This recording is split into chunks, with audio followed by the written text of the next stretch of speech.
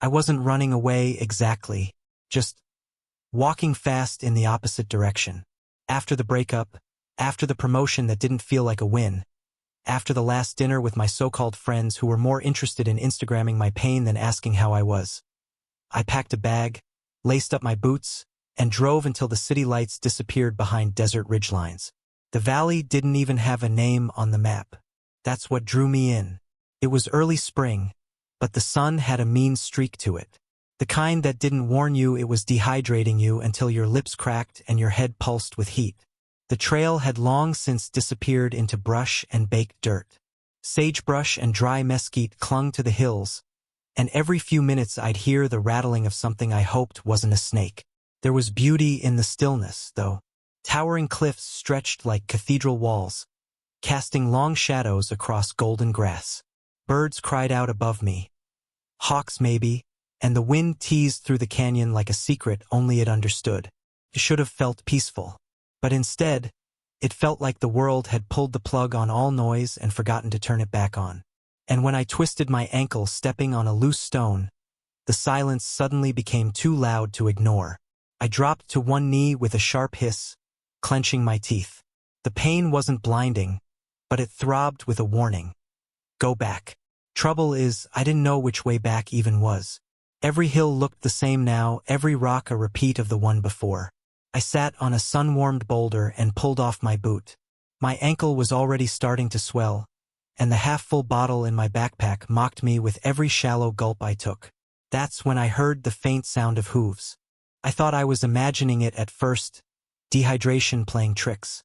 But then it grew louder, more rhythmic, purposeful, and then he appeared, just beyond the ridge. A cowboy, not the Halloween kind, not the polished actor kind, a real one. He sat tall on a chestnut horse, reins loose in one hand, the other resting lazily on his thigh. Dust clung to his boots, his jeans faded in all the right places. A worn hat shaded his face, but I could see his eyes, steady, pale as creek water, watching me like I was a question he already knew the answer to. "You all right there, stranger?" he asked, his voice a deep hum that vibrated through the stillness. I nodded, then shook my head, twisted my ankle, got a little off trail. He looked around slowly, almost like he was amused. "Ain't a trail within 5 miles of here." "Then I'm more off than I thought." That earned me the smallest twitch of a smile. He swung down from the saddle with practiced ease, the horse snorting softly as he approached. "You don't look built for rattlesnakes or dehydration," he said, crouching beside me. I didn't think I needed to be. He glanced at my ankle, then back at me. "You'll be all right. Little swollen, but you got lucky. If you were gonna mess yourself up, this ain't the worst spot." "I've had worse," I muttered, thinking back to my apartment with too many memories and too little closure. He stood and offered me his hand. "Come on, let's get you somewhere with shade and water." I hesitated. "I don't want to trouble you." He gave me a slow blink. "You're limping in a valley with no signal, no shade, and barely any water. Trouble's already here. I'm just offering a way out." I let him pull me up. He was solid, lean but strong, like someone who knew how to build things with his hands and didn't need to prove it. He helped me onto the horse, his hands steady as he guided my foot into the stirrup. I winced as I settled in the saddle, the pain in my ankle flaring again. "What's your name?" I asked, gripping the horn of the saddle. "Colt," he said, patting the horse's flank. "Yours?" "Evan." "Well, Evan," he said, "you just got saved by a cowboy named Colt. That makes one hell of a story, don't it?" I managed a dry chuckle. "Only if we make it out of here alive." He clicked his tongue, and the horse started forward, slow and steady. "We will," he said, voice warm and certain. "Long as you don't pass out on me." As we rode deeper into the valley, the sun dipped lower behind the cliffs, casting long shadows across the trail Colt knew by heart. And me? I didn't know where I was going. But for the first time in a long time, I wasn't afraid of getting there. I expected him to hop back up on the saddle, take the reins, and lead the way like some stoic cowboy out of an old movie. But he didn't. Colt walked beside the horse, his boots crunching dry gravel. His hat tilted just low enough to shade his eyes but not his quiet focus. He stayed close, not guiding me like a lost cause, but walking like a companion. Like we were equals, even with me up on his horse like a wounded city slicker. The sun dipped lower behind the red hills, painting the cliffs with long streaks of gold and orange. The light hit his jawline just right, sharp and unbothered. He didn't talk much at first, which suited me fine. I wasn't great at small talk lately. Silence had become easier to carry than words.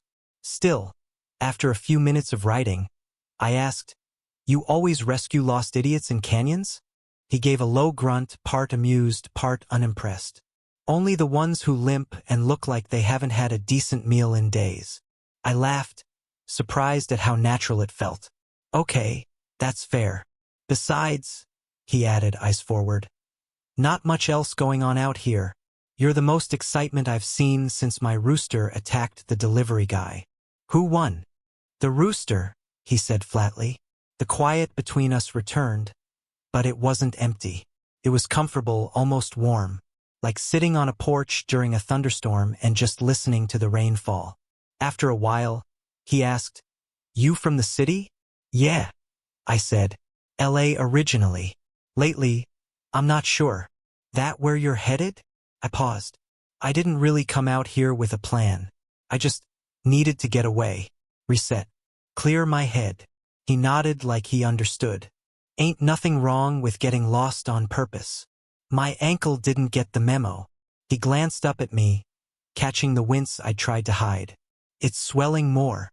Feels like someone shoved a hot rock in my boot," I admitted. "You'll need to stay off it for the night. Maybe longer." I tensed. "I don't want to be a burden." "You're not," he said so matter-of-factly it stunned me. "I've got a ranch house just a little ways off. Bed, water, first aid. My truck's busted or I drive you out. Horseback's all we've got." I hesitated. Not because I didn't believe him. There was something steady and sincere in his voice, but because I wasn't used to kindness without strings. Colt noticed. He slowed, letting the horse stop. "Look," he said gently. "You can try to limp 10 miles out of here by sundown, or you can let someone help you for once." I didn't respond right away. He tilted his head toward the horizon. "Sun's dropping fast. Ain't safe after dark." I gave a slow nod. "All right, I'll take you up on it. Just for the night." He didn't smile, not exactly, but something softened in him, in his posture, in the way he exhaled like he'd been holding his breath since I twisted my ankle. As we continued, I noticed how he never once let the horse outpace him. Even though he could have walked ahead, could have gotten back quicker, Colt kept beside me step for step. Dust clung to his boots, and the heat shimmered across the ridges, but he never rushed. The trail dipped and curved until a small fence line came into view. Simple, weathered, stretched around a parcel of land that looked more lived in than landscaped. A windmill turned slowly above a low barn, and beyond that sat a modest one-story ranch house with chipped green shutters and a sagging porch swing. "Homie, real." Colt opened the gate and guided the horse through like he'd done it 1,000 times, and probably had. As we reached the barn, he finally reached up and helped me down. "You all right?" he asked as I wobbled on one foot. "More or less." He put an arm around my waist to steady me, and my breath caught. It wasn't the touch, it was how natural it felt. Strong and sure, but careful. Like he didn't want to startle me. I leaned into it before I could stop myself.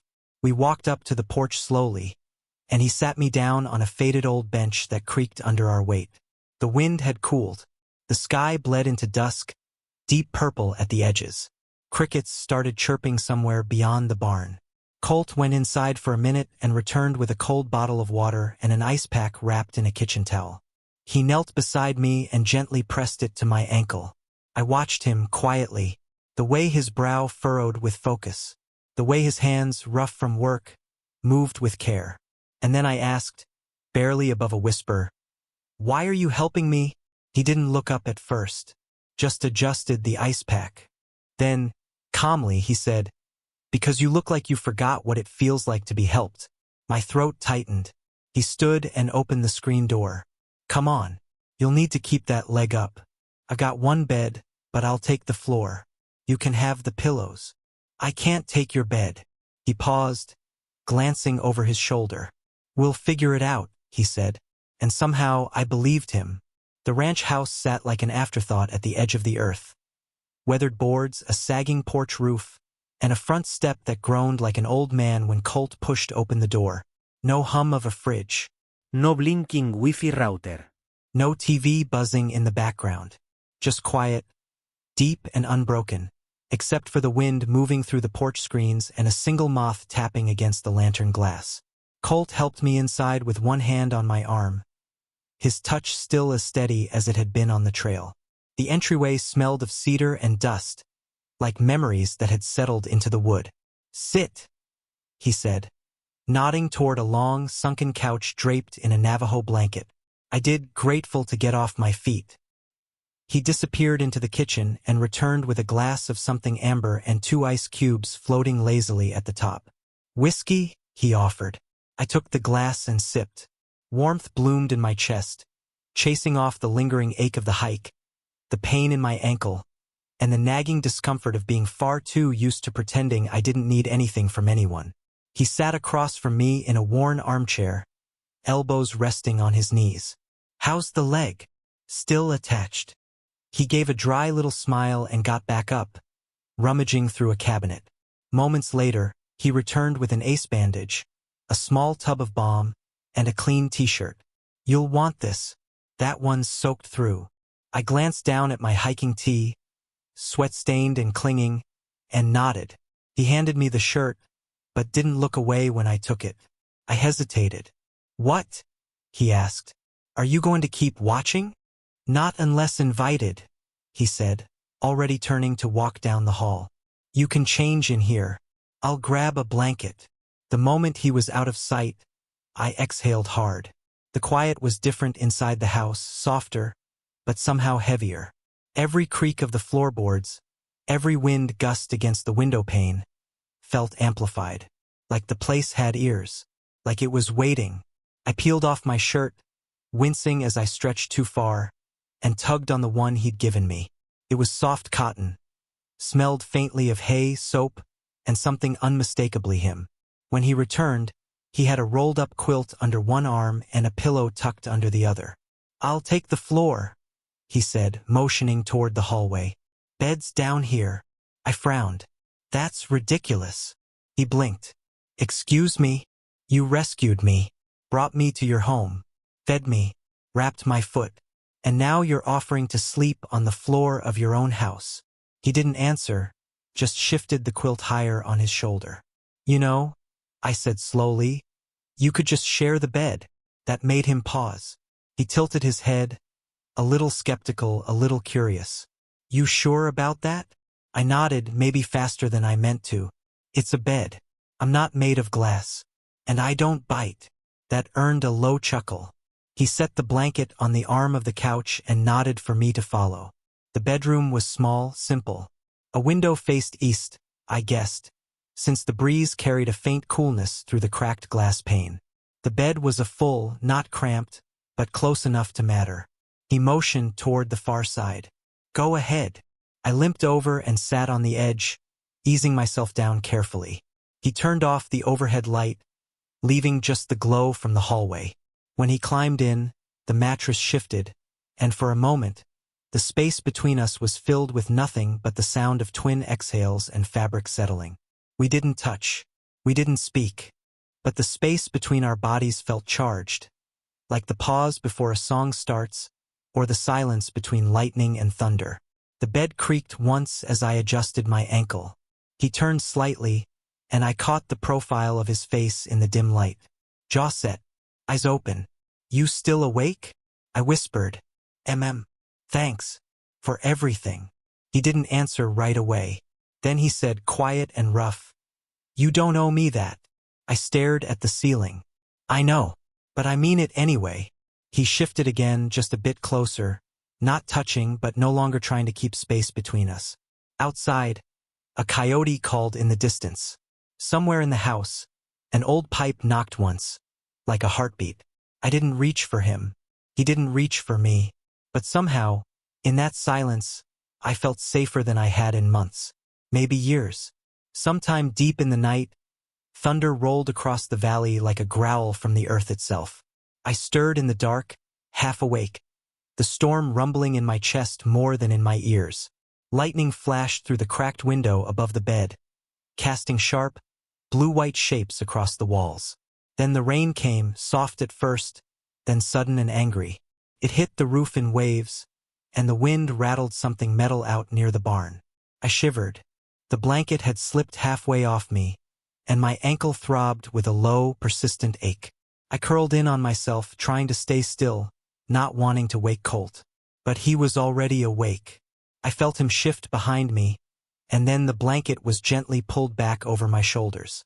His fingers brushed my arm. Not on purpose, maybe, but he didn't pull away. Neither did I. His hand lingered for a moment, just resting there. Warm, solid, like something I hadn't realized I'd been missing until it was given without being asked for. I didn't turn to face him. I didn't need to. In the darkness, there was already a conversation happening between the inches of space that used to be there, and the quiet that replaced it now. Slowly, like we were moving through water, his hand slid down my arm until his fingers found mine. Tentative at first, unsure, but wanting. I let him take my hand.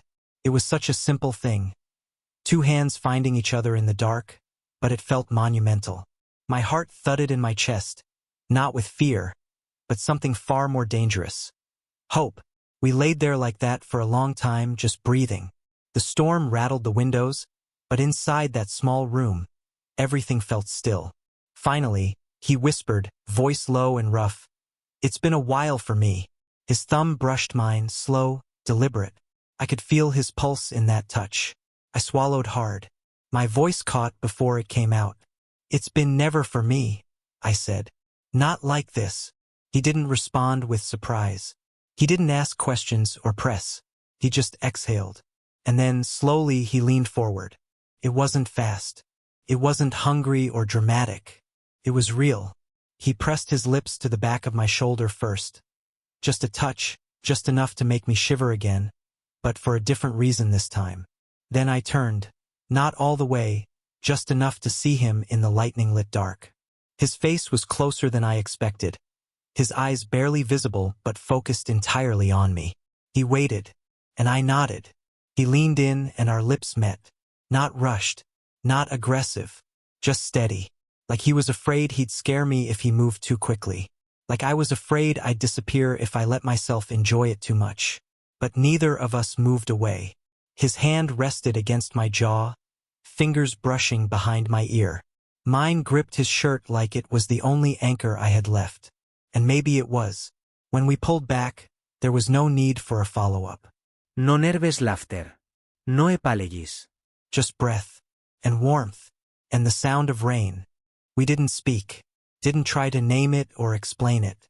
We just lay there, facing each other, our foreheads almost touching, hands still intertwined between us like a secret neither of us was ready to give up. Eventually, the storm outside began to quiet, thunder fading into the distance, rain softening into a hush. But the fire inside me stayed. Not a wildfire, not a flash burn, just a steady glow. He pulled me closer, his arm wrapping around my waist like it belonged there. And that's how we fell asleep. Not with words, but with presence. The smell of rain still lingered in the air when I woke up. Soft morning light filtered through the thin curtains, brushing everything with a golden hue. The chipped nightstand, the faded quilt, the man lying next to me. Colt. His arm was still draped across my waist, warm and protective, like it had always belonged there. His breathing was steady, lips parted slightly, face relaxed in sleep. I didn't move. I didn't want to.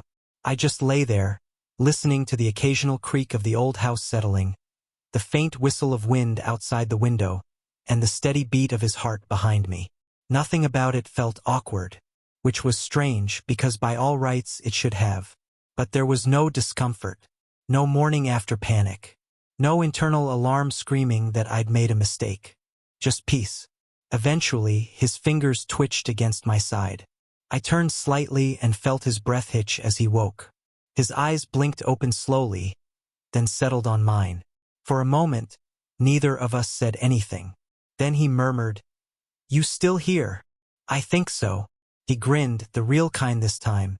No smirk, no guarded half-expression, just a smile that reached his eyes. "Well," he said, stretching one arm above his head. "That's something." We got up together, my ankle still sore but manageable, and made our way to the kitchen. He handed me a cast-iron skillet and pulled out a carton of eggs and a few strips of thick-cut bacon. "You cook?" he asked, cracking 2 eggs one-handed. "I survive. That bad.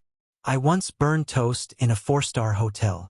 He laughed, really laughed, and I found myself smiling without effort, like my face remembered how to do it without guilt, without forcing it. He moved around the kitchen like it was an extension of him, pouring coffee, flipping bacon, brushing crumbs off the counter with the side of his hand. Everything about him was grounded, precise, intentional. And yet, when he looked at me, when he handed me the spatula and our fingers brushed again, there was something new in his eyes, something warmer, softer. We moved around each other like we'd done it before, like muscle memory from a life we hadn't lived yet. At one point, I leaned against the counter, coffee mug in hand, and said, "So, is this your usual morning routine with strangers you find half limping through the valley?" He didn't look up right away, just poured more batter into the skillet and said, "Only the cute ones." I coughed on my coffee. He turned then, eyes dancing, mouth curved. "You all right there?" I set the mug down and shook my head, chuckling. "You're a lot more charming after sunrise." He shrugged. "You bring out the best in me, Evan." That name, my name, it sounded different when he said it, like it mattered. We ate breakfast at a small table near the window, chipped paint, a few dried flowers in a mason jar. The view was nothing but open land and morning mist curling across the fields. I watched him for a while as he ate, how he savored every bite, how he chewed slowly like someone who didn't rush anything. Eventually, he looked at me and said, "Most folks would be running by now." I raised an eyebrow. "Is that a warning?" "It's a pattern." I set my fork down and met his gaze. "Well, most folks don't offer their horse to strangers, or their bed, or their blanket." He tilted his head, just a little. "That a compliment?" "It's a thank you." He stared at me a moment longer, like he was trying to read between the lines. Then he smiled, not wide, not smug, but soft and rare, like it surprised even him. He stood and took our plates to the sink, rinsing them with care before setting them in the rack. As I hobbled over to the window, I caught sight of something on the far fence post, a weathered leather glove hanging by a nail. It flapped gently in the breeze like a flag. "Place is quiet," I said. He nodded. "Always has been." "You ever think about leaving?" "All the time. And then the sun rises, and I remember I can breathe here." I didn't know how to respond to that, so I just stood beside him and looked out at the land, all that space, all that silence. It didn't feel empty anymore. It felt open. He touched my back lightly, just between the shoulder blades. "You don't have to stay," he said quietly. "But you don't have to leave just yet, either." I looked at him, and I said, just as softly, "I know." After breakfast, Colt brewed another pot of coffee and led me out to the porch, 2 steaming mugs in hand. The air was crisp and smelled like wet dirt and distant pine. The storm had passed, but its scent lingered, grounding everything in a fresh, earthy hush. We sat side by side in silence at first, just the creak of the porch swing and the occasional rustle of wind in the dry brush. My ankle rested on a wooden crate he'd propped up for me. His coffee sat untouched for a while, cooling slowly in his hands. Eventually, he said, "I used to be somewhere else."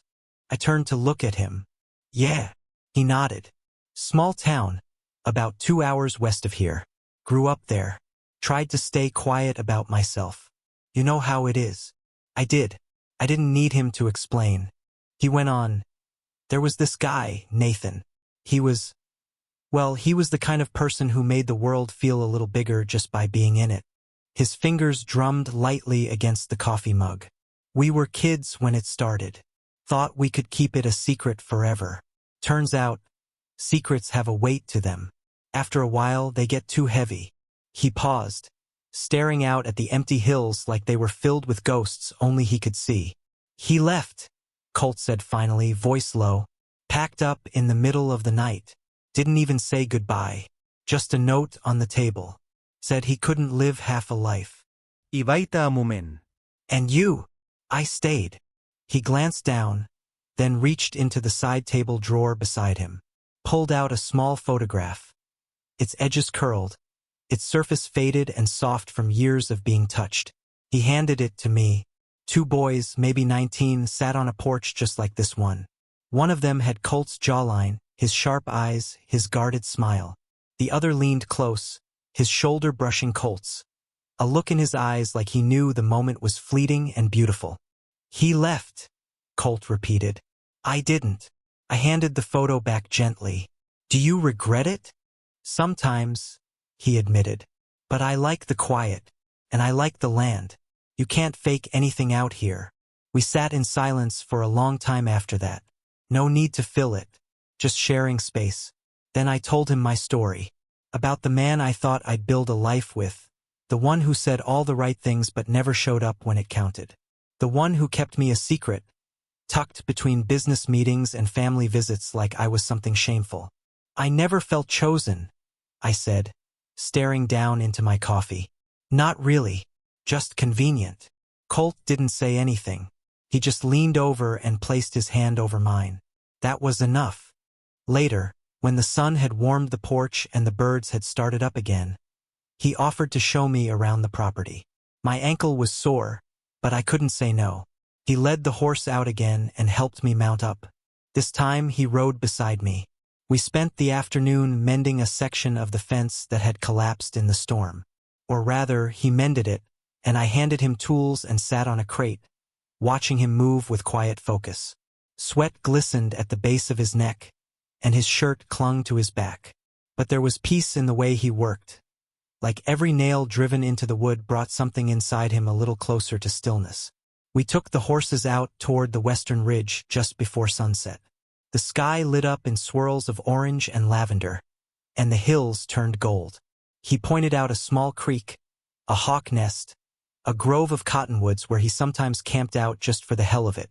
This place looks different when you show it to someone, he said, almost like he was talking to himself. We returned just as the last light drained from the sky. The house glowed faintly in the dusk, its windows soft and yellow like the flame of a candle. Inside, we didn't talk much. He poured us water. I pulled on the t-shirt he'd lent me again. He disappeared for a few minutes, then came back with an extra pillow. When we lay down that night, there was no pretense of distance. I turned toward him before he could turn away. He reached for me without hesitation. Our legs tangled beneath the blanket. His arm slid beneath my neck. My hand found the spot just above his chest, where his heartbeat thudded slow and steady. There was no question this time. No awkward silence. No coaches tension. Just breath, heat, quiet belonging. When he kissed me again, it was less a question and more a promise. Slow, certain, real. We didn't speak after that. We didn't need to. We just held each other until sleep came. And this time I didn't dream of leaving. The morning felt different. Not because anything had changed. The light still streamed softly through the curtains. The coffee still bubbled in the percolator. The horses still nickered lazily in the barn. But because of what was coming. I sat at the kitchen table while Colt sliced into a loaf of bread, his knife moving in slow, thoughtful motions. We hadn't said much since waking. The kind of quiet that wasn't tense, just full. I watched him from across the room, memorizing the way the muscles in his back shifted under his t-shirt. How he always leaned a little to the left when he was thinking too hard. Cleared my throat. He paused, waiting. I'm supposed to leave tomorrow, I said quietly. He didn't look at me right away. Just set the knife down carefully, wiped his hands on a dish towel, and nodded. All right, that was it. No protest, no plea, just that one word. It should have been a relief. It gave me space, freedom. but it landed like a stone in my chest. I waited for him to say more. He didn't, and I didn't push it. We spent the day doing what had become our new normal. He let me hobble around the garden while he trimmed back some overgrown fencing. We rode together for a little while, no destination in mind. When the wind picked up, he handed me his old flannel without saying anything. The silence between us that day felt heavier than usual. Not cold, not angry, but weighty. Like something unsaid was pressing its shoulder against the door between us. That night, after dinner, we sat on the porch again. The sky was clear this time, stars dripping across the black velvet above us. Crickets hummed. The air smelled like wild sage and firewood. Colt sat beside me, one leg propped on the railing, a toothpick in his mouth that he chewed but never actually used. He was quiet for a long time, sipping his drink and staring out into the dark like it held answers. Then he said, low and even, "You could stay, you know." I turned toward him, surprised. He didn't look at me, just kept watching the horizon like it might shift if he stared long enough. "I don't have much," he went on. "Not a mansion, not a big life, but there's space here." The words hit harder than I expected. He could have said a dozen other things, made it casual, joked about chores or needing another hand on the ranch. But he didn't. He made it real. "I don't even know what I'm doing out here," I admitted. He finally turned to face me. Maybe figuring it out is reason enough to stay. I looked down at my hands, fingers wrapped around the mug. My thumb ran over the chipped rim. This was supposed to be a trip, a reset, a pause, not a turning point.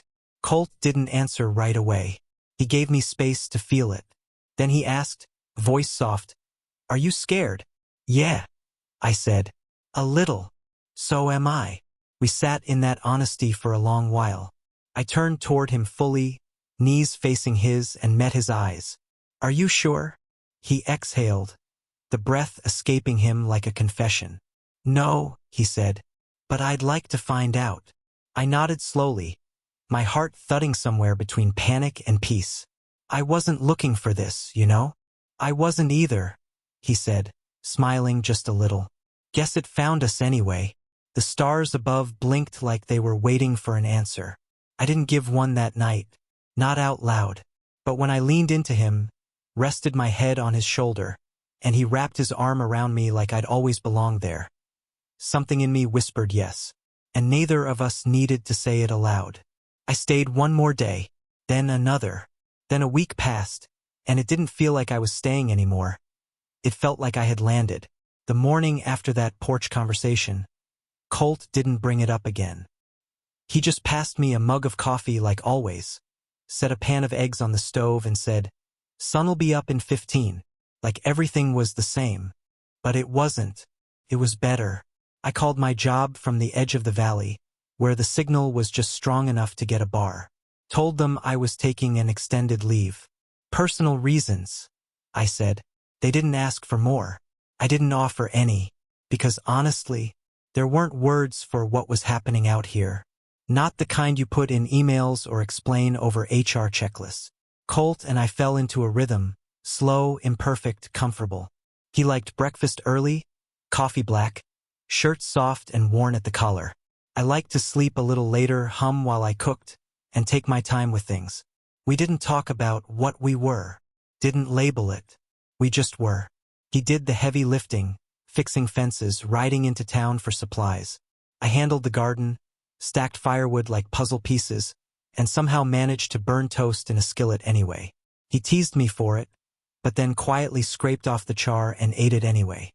He sang when he thought I wasn't listening, soft, gravelly notes under his breath while he fed the horses or tinkered with his busted truck.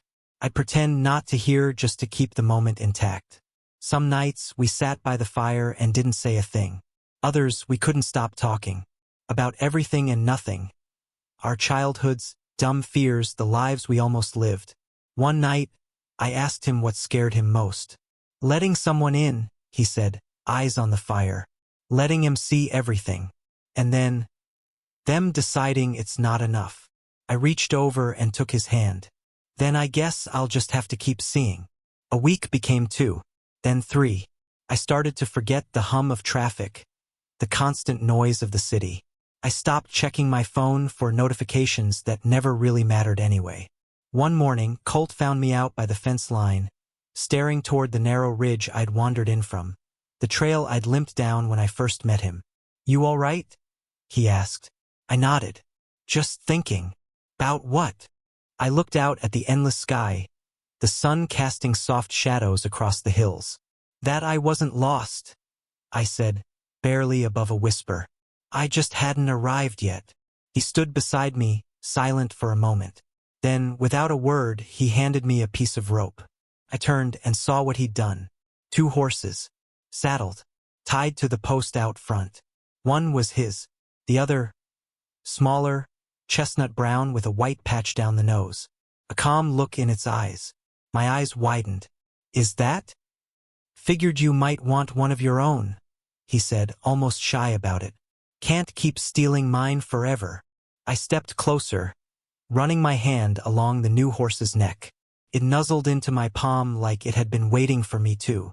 "You named her yet?" I asked. "Thought I'd leave that to you." I turned back to him, heart thudding. "This means I'm staying, doesn't it?" He gave a small shrug. "I didn't say that. You didn't have to." We stood there for a while, just the 3 of us. Man, and horse, framed by blue sky and a breeze that carried wildflowers and dust. This place, this man, this quiet way of living. It had become home without ever asking for permission. Later that night, we sat on the porch again, legs tangled, his arm around my shoulder, my head resting against him. And I thought about that first day, the heat, the pain, the fear of being alone out there, how he'd offered me his horse, and how somehow, in the simplest, most unexpected way, that offer had turned into something so much more. He offered me his horse, but what he really gave me was a place to be loved. What would you have done in Evan's boots? Stayed in the valley for love? Or gone back to the life you left behind? Let me know in the comments. I read every one. And if this story touched your heart, don't forget to subscribe for more emotional, unforgettable love stories every week.